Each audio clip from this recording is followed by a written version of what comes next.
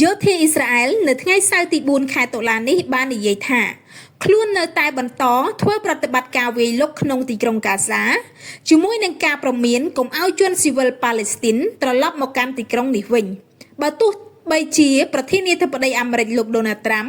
បានជំរុញឲ្យអ៊ីស្រាអែលបញ្ឈប់ការវាយលុកលើតំបន់កាហ្សាក៏ដោយនេះបើយោងតាមការផ្សាយរបស់សារព័ត៌មាន Fresh News អ្នកនាំពាក្យរបស់អ៊ីស្រាអែលបានគូសបញ្ជាក់នៅក្នុងការបង្ហោះមួយនៅលើបណ្ដាញសង្គមទំនាក់ទំនង X ថា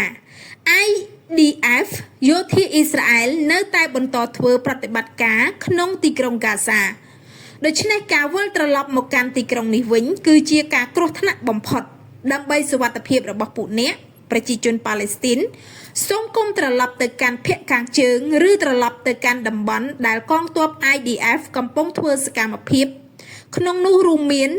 ទាំងភាគីខាងត្បូងនៃតំបន់កាហ្សាគូបញ្ជាក់ថាក្រុមហាម៉ាស់បានយល់ព្រមថានឹងដោះលែងចំណាប់ខ្មាំងរបស់អ៊ីស្រាអែលទាំងអស់នៅក្រោមផែនការសន្តិភាពរបស់លោកត្រាំ